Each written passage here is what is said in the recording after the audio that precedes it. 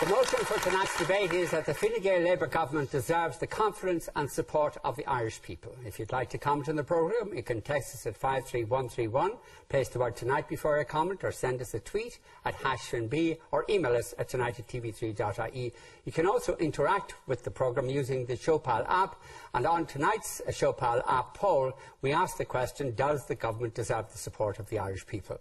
OK, who wants to open the debate? Created 61,000 net jobs in 2013. No, that is net. That figure is net. That is net jobs. Who's we? The Labour Fine Gael government. And just to be clear, I'm a member of the Labour Party and Labour candidate. So what you mean is the 61,000 net new jobs are being created while Fine Gael Labour are in government. Is that what your point? No, that's different. In 2013 they were created. And we've brought in schemes like Job Plus, which incentivise people, to employ the long-term unemployed. So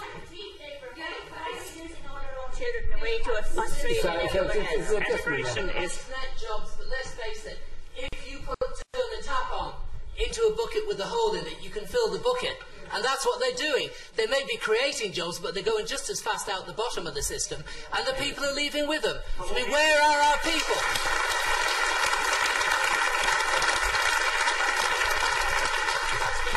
89,000 people have left this country. And from the time, I'm proud to be with the Labour Party. And thank you very much. Can I just finish? The woman here asked you, are you proud to be in the Labour Party? I'm proud to be in the Labour Party because I can see Vincent, I can see results. Can you give me that little bit? No, come on, let me please let me finish. I can see results. I can see results on the ground for the people that I represent, because coming to Finglas in my area, there's a primary health care centre for Finglas which has never been seen in my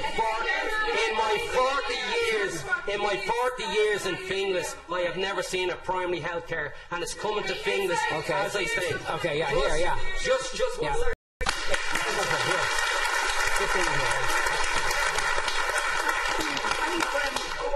Between what that lady said and what John Kidd said about the fire service, what we're looking at is the total destruction of any semblance of a welfare state in Ireland, and that is happening by the Labour Party, particularly in power.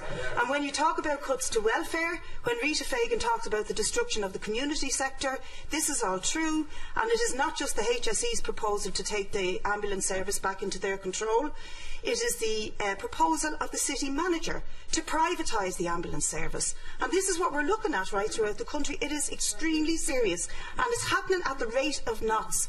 And we really ought to stand up to this government, who pretend they're celebrating 3 years in power. For people at the receiving end of them, it is not a celebration. They're not pretending to celebrate 3 years in power. They are celebrating 3 years in power. Okay, here, yeah.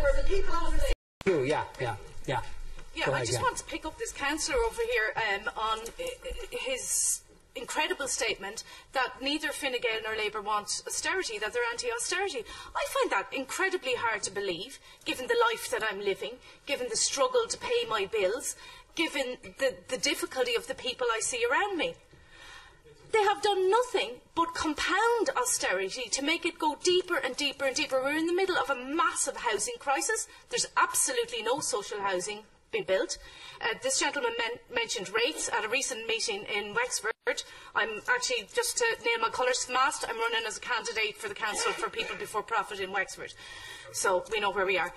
But yeah, we had people talking about small businesses continually going to the wall.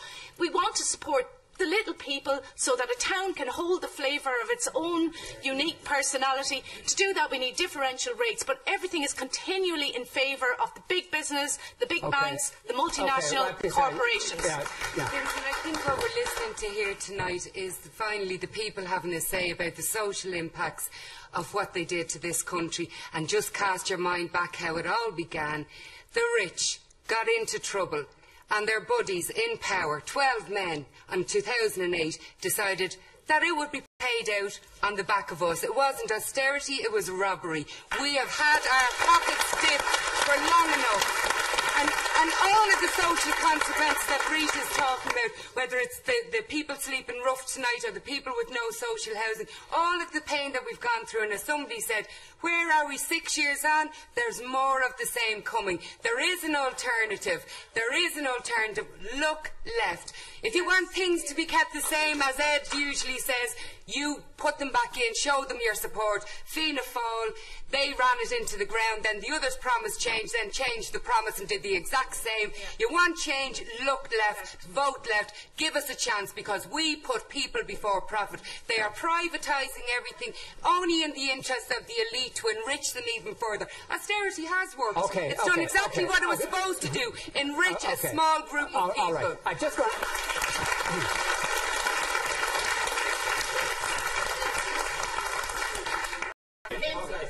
The people are looking for alternatives tonight, and I have a simple solution, but I think it's a necessary one. It's the political elephant in the room, I think. We need to break the stranglehold. There are no elephants in the room. There's a few. No. Hang on a second. We need to break the stranglehold. Let me make my point, will you? I'm not Fine Gael, like...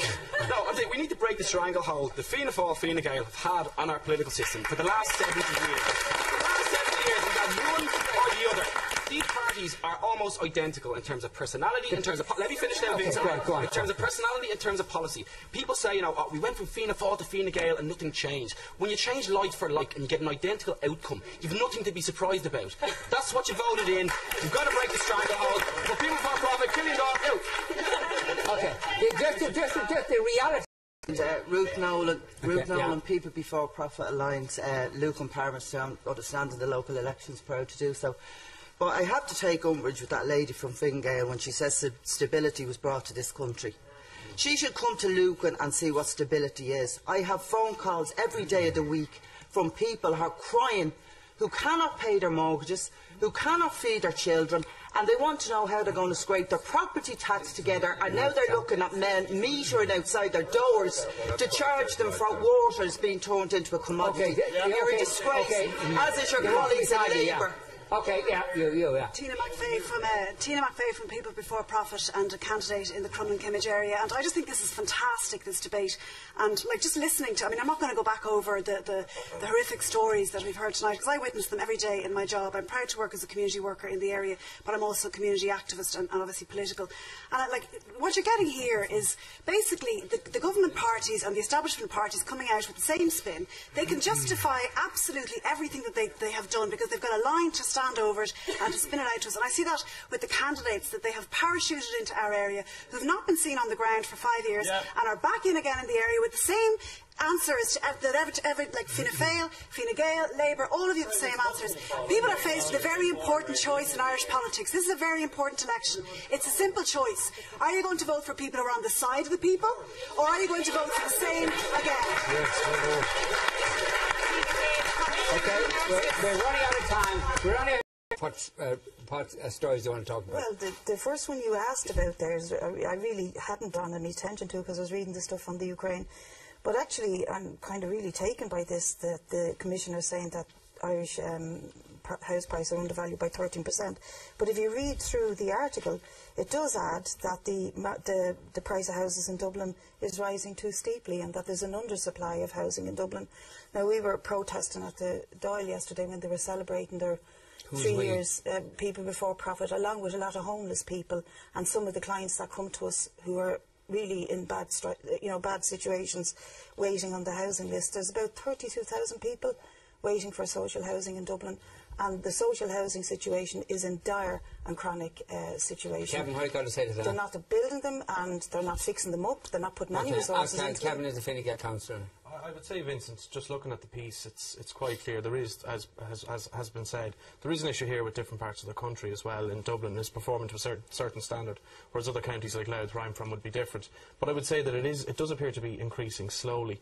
That's not much of a benefit, but it does seem that there's a non-performance issue here on a large. Well, you're talking about Louth now. Well, no, I'm talking about the article, but I'm just saying that there is a differential between Dublin and the rest of the country in this regard when it comes to we say property prices, but the article is definitely concerning. But I think the real point is the one that Brid makes, that the social housing, not just in Dublin but throughout the country, is not being made available. So when people talk about stabilising a housing market, they're talking about stabilising something which commodities are bought and sold. They're not talking about stabilising something in which people can be guaranteed to have a decent home to live in for themselves and their children. And that's what should be the priority.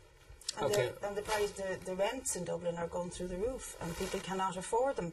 With landlords saying they're not taking, but they're openly saying we don't take people who are on social welfare or on the RAS schemes, which is a discrimination against people because of their economic circumstances. Olive, tell us what the tweet machine is saying.